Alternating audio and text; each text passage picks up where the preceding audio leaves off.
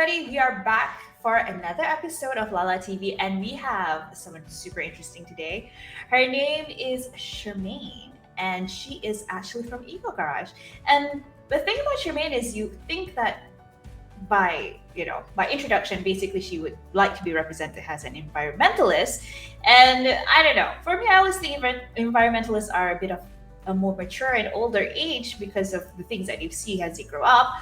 But Charmaine is actually much younger than most people may think, and she is super talented and passionate about her work as well as what she is fighting for. So I'm going to invite her over so you guys get to know her better and understand what she represents.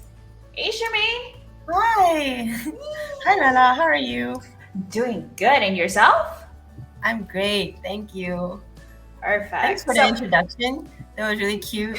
Like, It's true. It's like when you think of environmentalists, you think of somebody that's much older. Like when I first met you, I was like, wow, you chose a very strong topic to actually front. It's not easy, right? Because yeah. there's so much messaging that we already have, and to have someone very young, passionate is what we need for sure. But before we dive into the more complex things about Eco Garage, perhaps you could share a little bit about yourself. Yeah, of course. So, hi, I'm Sharmaine. As you already know, I'm an environmentalist. I'm also a huge wildlife enthusiast. I actually started off as a huge animal lover. So I used to take care of like wildlife, reptiles. I used to teach people about animals. And it was actually from there where I started learning about climate change, the impacts, and why we need to preserve them, and all that kind of stuff. And then I did my degree in environmental science, and I graduated from environmental science. And in my second year, that was when I co-founded Eco Garage company. Yeah, I also love dancing. I teach ballet, and I own a black cat. It's part of my identity now. So yeah. There we go. So, I mean, in terms of what you've done with Eco Garage, it's not like something, most people would be like, oh, what does an environmentalist do? But you do a lot of things, and one of the major ones that you're doing right now is actually Project Eden, right? hmm So could you just like run through exactly, what is Eco Garage essentially, and what is Project Eden, and how did it come about? Okay, for sure. So let's start with Eco Garage. So Eco Garage, it was founded in 2020. I was, like I mentioned, I was in my second year. My co-founder, her name is Sophia, and we met in 2020. And there was a project that we wanted to do in campus. So that was basically the birth of Eco Garage, where we wanted to run our projects, we wanted to do this, want to do that. And we were like, hey, why don't we just make something out of this, right? So essentially, what Eco Garage is, it's a youth-led, impact-driven social enterprise, and our main business is focused on climate or environmental education, and we primarily focus on youths, but also we have services providing.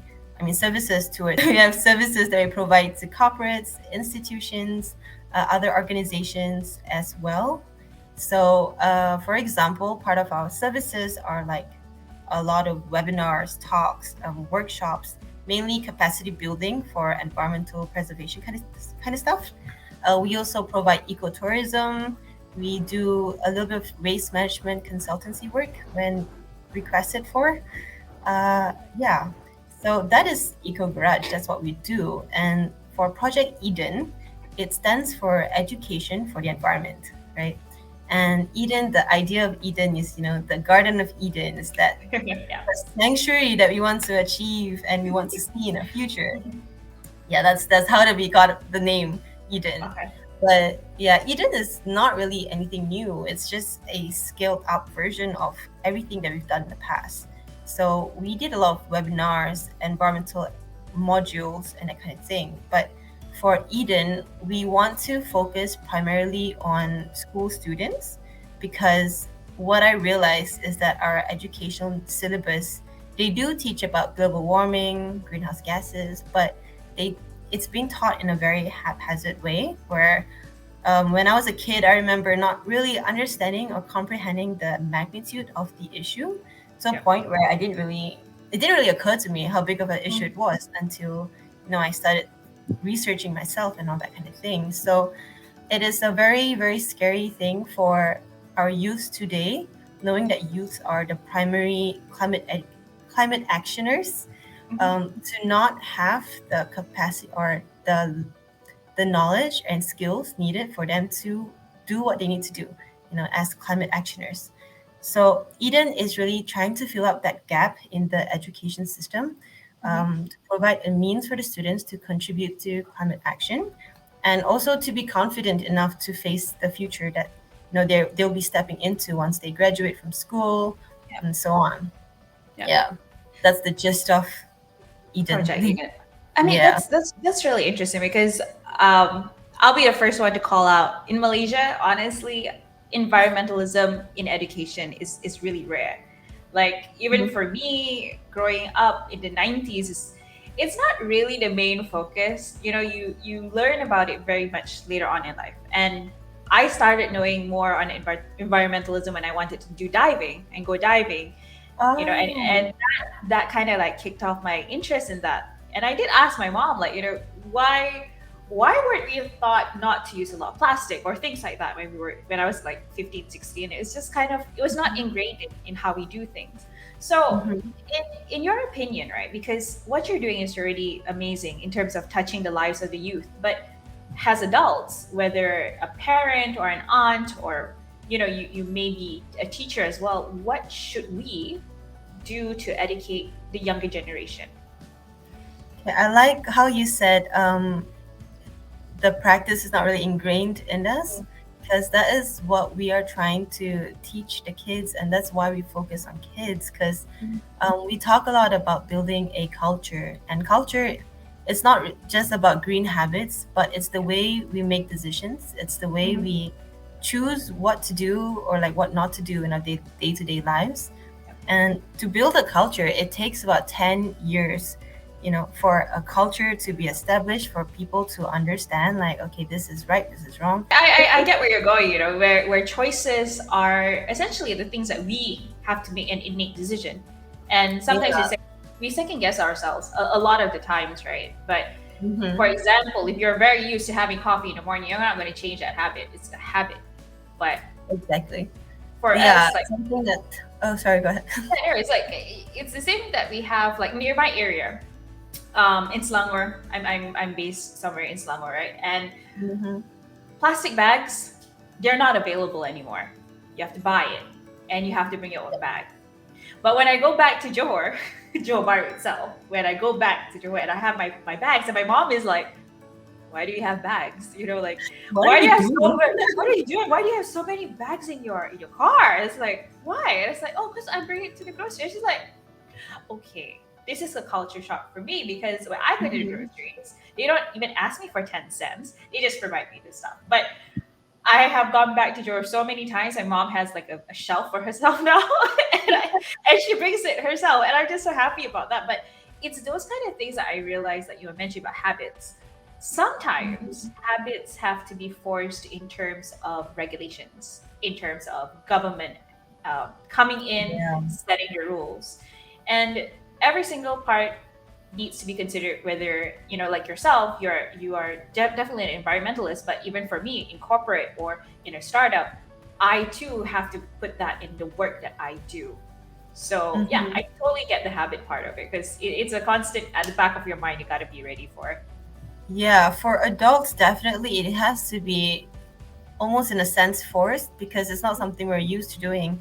And Yeah. the thing about culture, what I was trying to say, I remember what I was trying to say, is that it's just something that should come naturally to you. That is what we're trying to establish in, especially the kids, the younger generations. How can the adults actually educate the future? Because Ah, we okay. we are the book, right? I mean, monkey Mm-hmm. see, monkey do. And that's what my nieces and nephews are like. They absorb Yeah. whatever I do. They have that same talk and lingo because they want to be your parent or your aunt. So what do we do to make them more aware of the situation or to improve their lifestyle, basically? Okay. Well, the first thing is, having the knowledge yourself, by just understanding the situation, the urgency, the magnitude of the impact that it creates, it would, I, it'd be safe to say that you would at least make some changes in your lifestyle. And like you say, monkey see, monkey do. When your kids see you do that, or when the young generation sees you do that, in their head it's like, okay, this is how it's supposed to be done, because that's where they learn their habits from. But you'd be surprised that these days a lot of parents are learning from the young ones instead of the other way around, right? So there was actually a study being done where they studied students that have environmental education or have exposure to environmental education. Their parents, everything in their household, they are Mhm. much more sustainable Mhm. compared to the household where their children do not receive any climate education whatsoever. Yeah, so I think when it comes to environment, about the when it comes to the environment, or Yep. when it comes to sustainability, it might have to be the other way around, whereby the Mhm. students are learning it, where the students are practicing it, and then influencing their parents or their families back home, rather than the other way around. Because at the same time, we understand that even though yes, adults have lots of responsibilities on them, they also Mhm. have a lot of other priorities to focus on rather than Mhm. sustainability, or rather than recycling or that kind of thing, because it's not the first thing in their minds. Yeah. So yeah, that is what we decided, that we decided for ourselves, that is maybe the most impactful way to get across people and communities. It's through the use itself. Yeah. That's smart. That's really smart. Yeah, for sure. I mean, kids these days are very vocal on things that they believe in. So if you touch the right notes, get the right heartstrings, they're gonna bring you back home. And you're right. Adults also should learn to be a little bit more responsive on the change, because a lot of the times it's a two-way street. Kids will say to their Yeah. parents, and we all gotta understand. We gotta do change in order to see a better future for them. Essentially, Mm-hmm. like you said, they are going into the world. They are literally the ones that are going to live after us when we're done and gone and whatnot. They will be the next custodians of whatever that is Yeah. left. Yeah, and like for my from my experience, at Mm-hmm. least, I see that to be really true as well, because my parents, or at least my dad specifically, he likes to burn things because that's just how he was My brought dad up. was like that too. You said that, I'm just like, I had a flashback of my dad, like at like fanning the fires in Right? the 90s. Yeah, oh god. And it's just everything he burns. I'm like, why are you burning it? He's like, fertilizer, fertilizer. I'm like, Yeah, okay, yeah. sure, maybe there's some Tanah truth hisap, in tanah that, hisap. but and like everything gets burned, so it's just easier as Oh well yeah. for them to manage the waste. But I started composting when I was in university, when I was in my real Oh, dorm. So nice. after I graduated, I brought my compost bin back home. They started using it, and then he was like, oh shit, this is actually Better. really effective. Yeah, Yeah. it's better, and there's no smoke, you don't stink and everything. So he started composting as well. So yeah, you can really see that you have to lead by action. You can't Yeah, just nag for them sure. to do something. Yeah, So and that's another thing a about kids. Sorry, yep. sorry. No, no, no, okay, because Like, that is super. That is a relatable story for a lot of people around our age. Our parents always kind of burn things or do the less environmentally friendly stuff because it's easy. But mm-hmm. that also comes up to my question: is like, for someone so young like yourself, you were composting.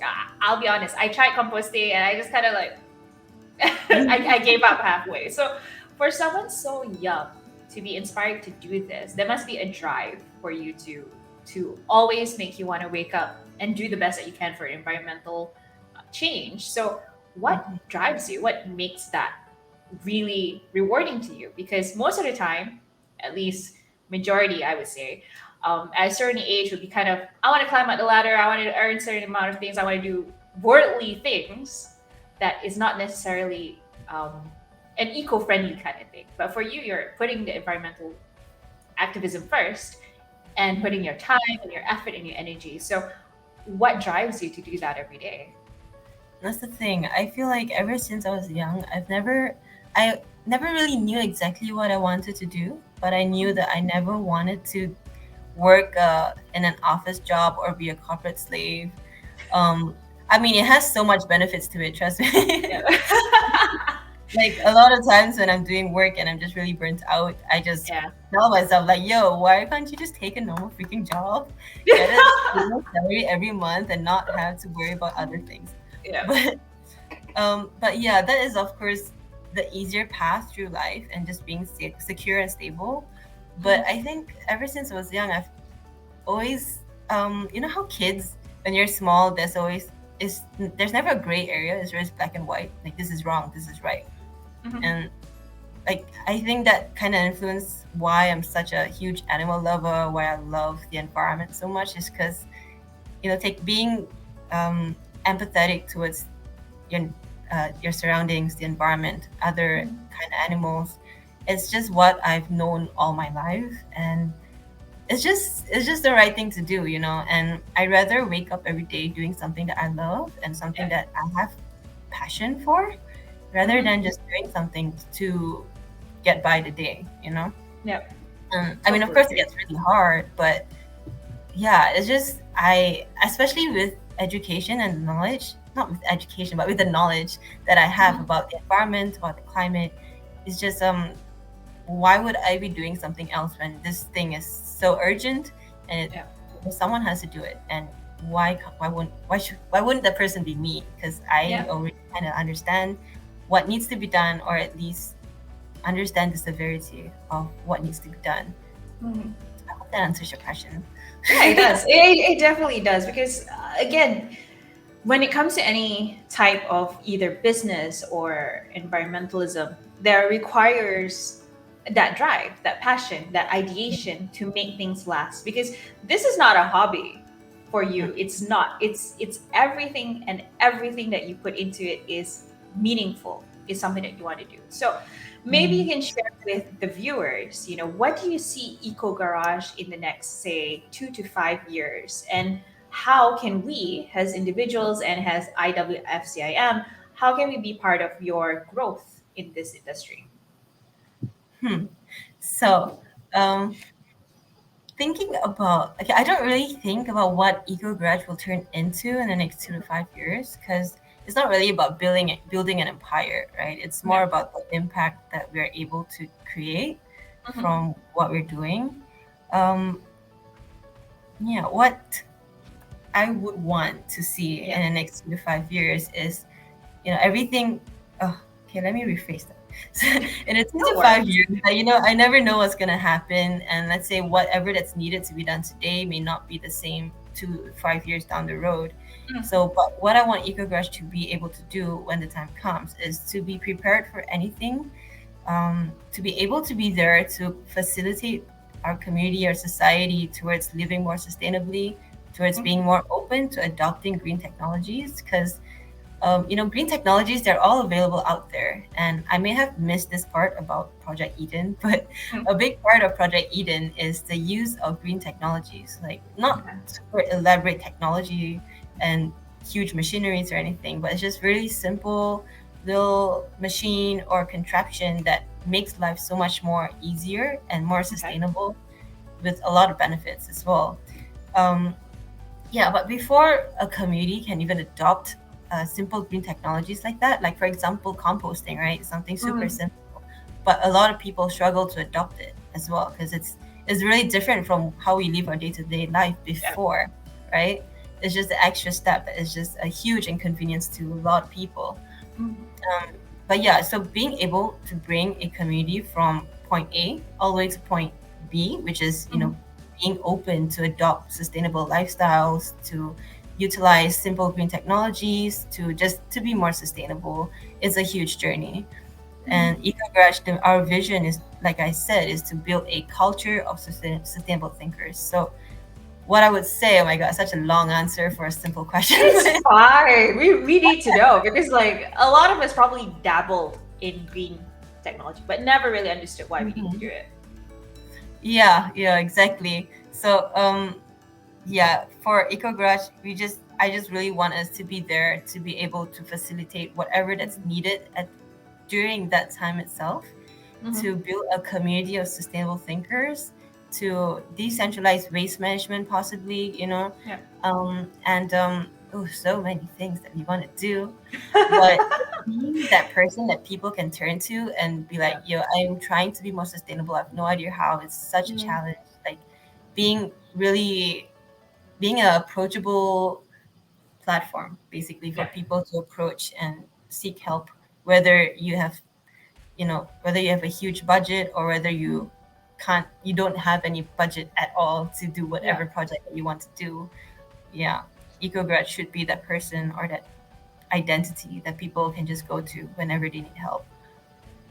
Yeah. What kind of you were talking about simple green tech, right? Mm-hmm. So what exactly do you have, or can you share with us about that is available in Eco Garage, or what do you actually mean by that in detail? Because we do know composting is one of them, but are there other things that is involved in simple green tech? Oh yes, I'm glad you asked. There you go. There you go. Okay, so the main two technology that we use, one of it is a plastic recycling machine. Okay.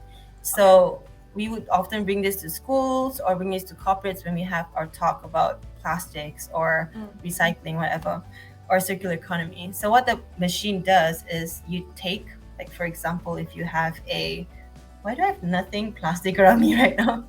Okay, let's say you have this container, right? Plastic, and you Okay. want to recycle it, you put it in Mhm. a machine, it shreds it, and then it molds it into a brand new product. So within like 10 minutes, you can turn this into a coaster or a flower Wow. pot. Yeah, so that is one of it. And the other one, which I think is quite a notable green technology here in Malaysia, especially, is called a biogas digester. Okay.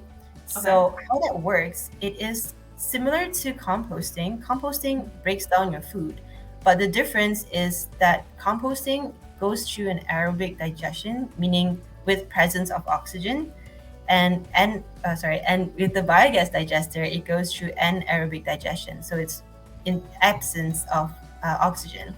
And Mhm. what that does is when food decomposes without any oxygen, it releases methane, carbon dioxide, which are really Mhm. harmful greenhouse gases. Yeah. So that is what's happening in the landfill, right? And that's why food waste is such a huge contributor to greenhouse gases.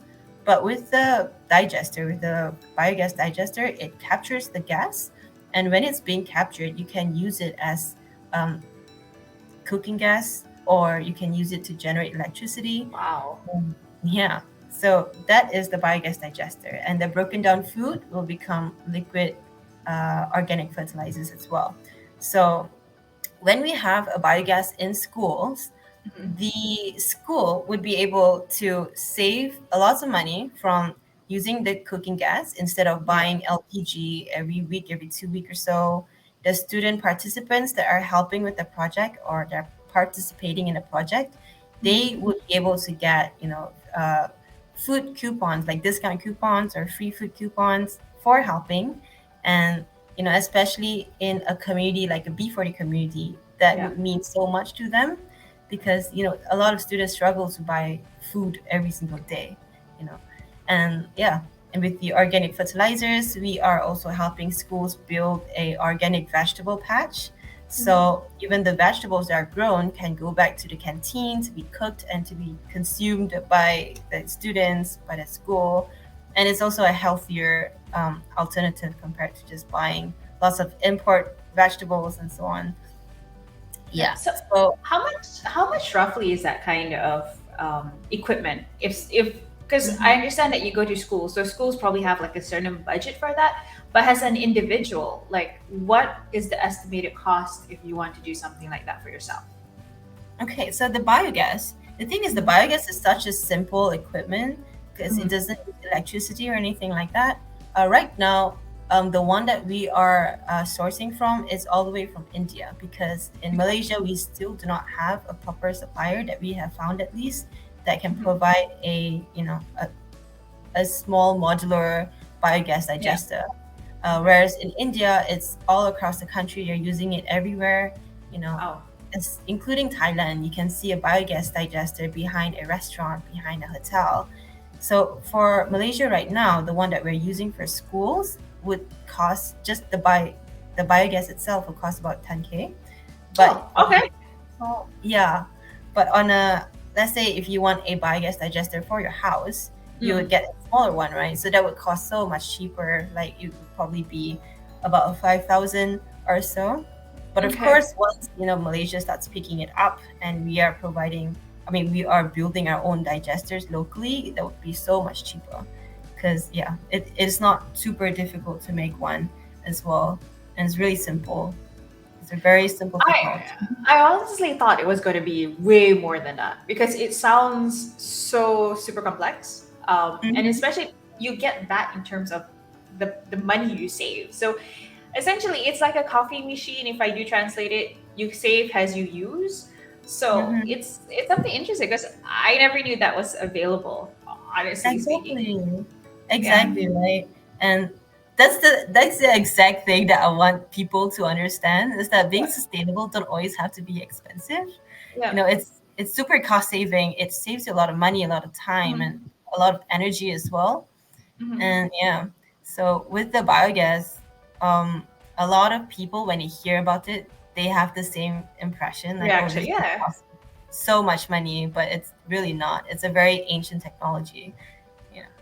That's the Mm. thing because every time we think of anything to do with environmentalism, it kind of denotes something expensive. It's the same thing that when someone says vegan, go green, we always think that Mhm.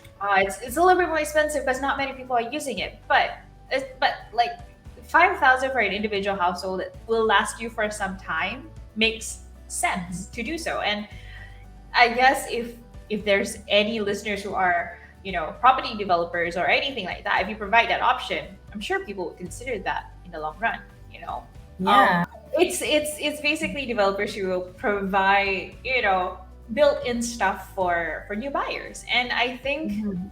the industry itself, especially younger buyers, they're more aware of these type of things as an added value. So Mhm. it's an interesting perspective. I think Eco Garage would be amazing to actually spearhead something like that kind of adoption.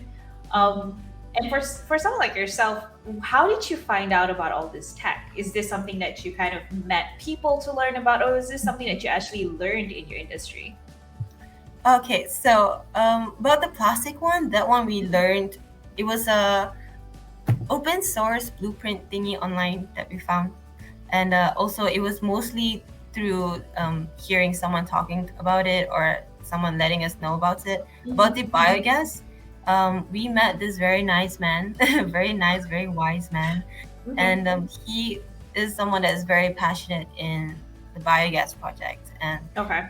proper waste management through nature-based solutions. So nature-based solutions are essentially just solutions that you base off nature because nature knows best, right? And yeah, he told us about the biogas project, and he Mm-hmm. really wanted a youth group to take over the project and implement it ourselves. Yeah. So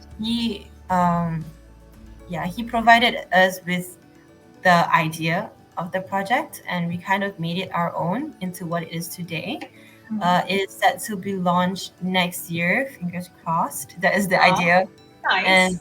yeah, just today, before this meeting we had, we went to check out a biogas digester that we are going to set up somewhere in TTDI. So that's really exciting. And once Nice. there's a working model, it will make the process so much simpler. Yeah, but at the same time, it's still, even though the technology is there, even though it's simpler, it might save people money. It will save people money, but Yeah. having the society or communities understand Mhm. that and wanting to adopt it is still a huge leap, you know. So that's where education comes in, and knowledge is power. For sure. For Yeah. sure.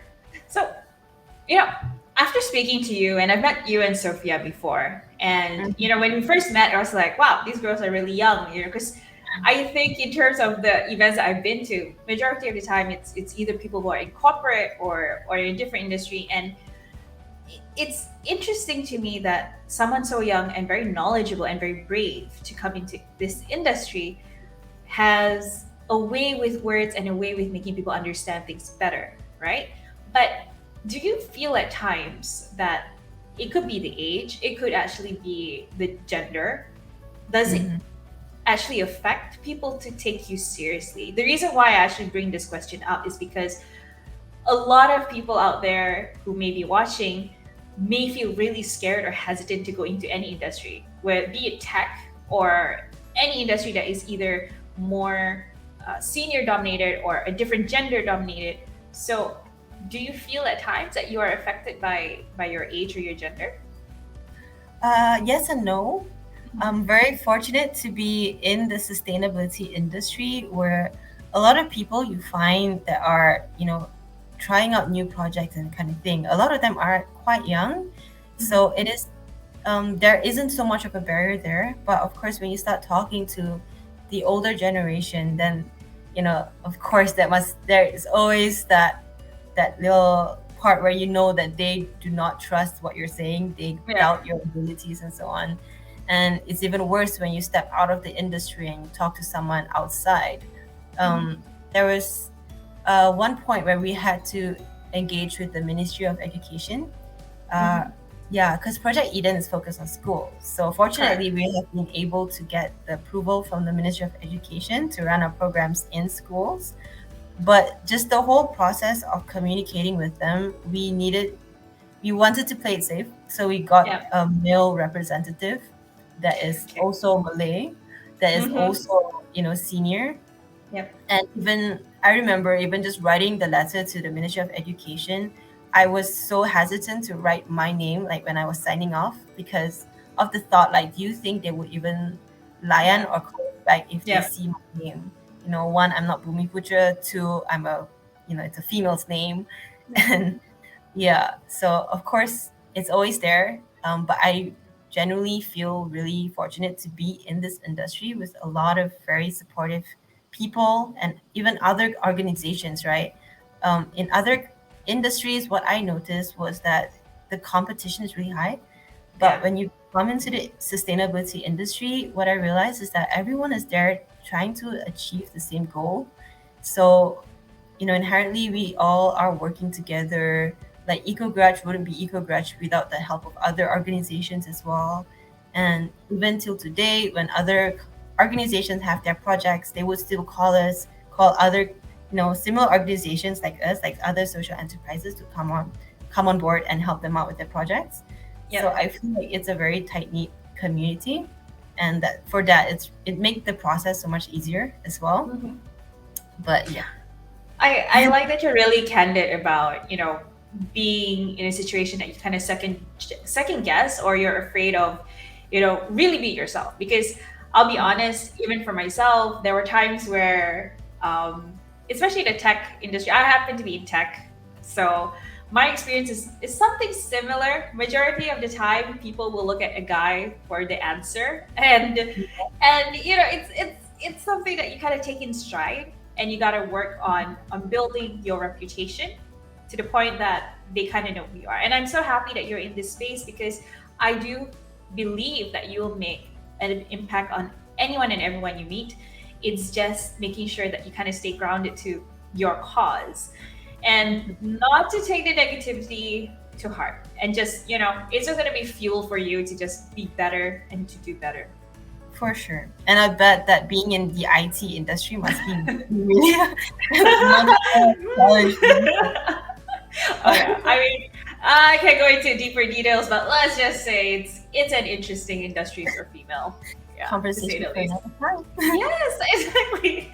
All right, so now that we've passed majority of the things to do with the things that are involved in Eco Garage, and also what kind of stuff you provide, the next one I actually want to ask is, how can people be part of Eco Garage? Because a Mhm. lot of times, when you think about environmentalism, you kind of have a certain set idea. Okay, I'll join this group. This group does this, and all. But what can people actually do to participate in an Eco Garage workshop, or even to help advocate for Eco Garage? Oh, cool question. We are very short-handed, Mhm. because it's a very small company. Right now, there's Yeah. just three of us, and one of us is a part-timer. Mhm. So it's me, Sophia, and we have a part-timer. His name is Ben, which has been amazing. But of Yeah. course, we are doing a lot of things, right? We have Yeah. the ecotourism, we have this and that. So we right now do not really have the capacity to hire more people, but we Mhm. are very welcome. I mean, we will be very happy to have volunteers to come over, help us out, and at the same time, you guys can also learn. I mean, the volunteers can also learn about the behind the scenes of establishing a startup or social entrepreneurship. You can learn about marketing. You can learn about sustainability. I feel like working in a startup, because I have worked in a startup before, and it's a huge, huge learning curve. Because you see everything behind the scenes. Yeah. You're a part of every single department. Because we don't really have departments. Yeah. So honestly, just contact us. You can go to our website at ecogarage.org, Mhm. org, and there's a section where you can contact us, or you can email us at admin@ecogarage.org. Yeah, or you can hit us up on Instagram. There you go. I mean, Yeah. to be very honest, it's something that I would definitely want those who either have the time and capacity to learn more and to do something about the ecosystem. Because, frankly speaking, there aren't many organizations that are run, first of all, female led, second of all, focuses on your day to day habits and changing those habits into something sustainable. Because we've all been to the corporate, let's do a CSR, let's clean the beaches, let's do this, which is very good in some sense, but it's very one off. So if Yeah. anyone listening wants to do something that is more long term and to really understand how your actions, your day-to-day actions, can be a lifelong thing, I believe Eco Garage is where you guys should go. Aw, thank Yeah, for you. I'm sure. really glad that you brought that up, because that has been one of the challenges that we've had to face, especially with Mhm. corporates. Because Yeah.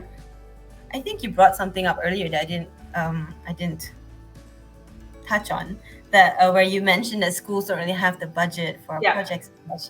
Yeah, because the model that we have is we try to get corporates to adopt the school. So when Mhm. they adopt the school, they're supporting the school financially with our Yep. project.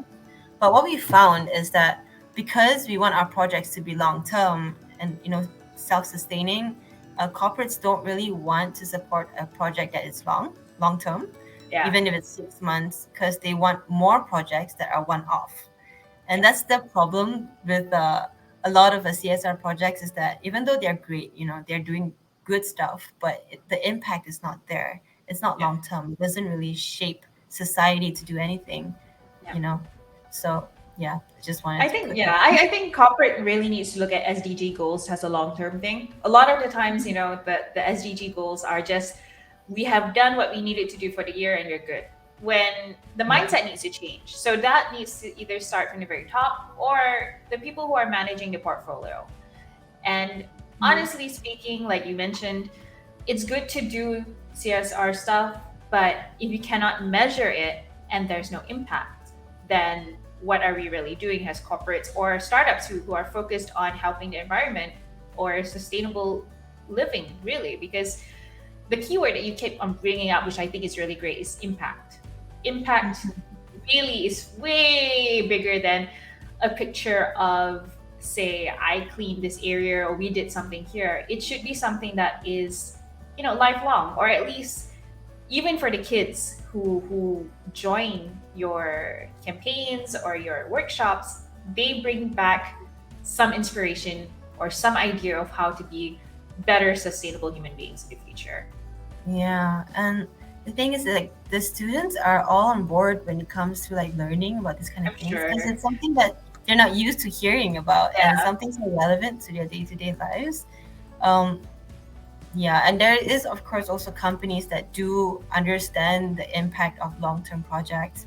But of course, there are so many projects for them to choose from.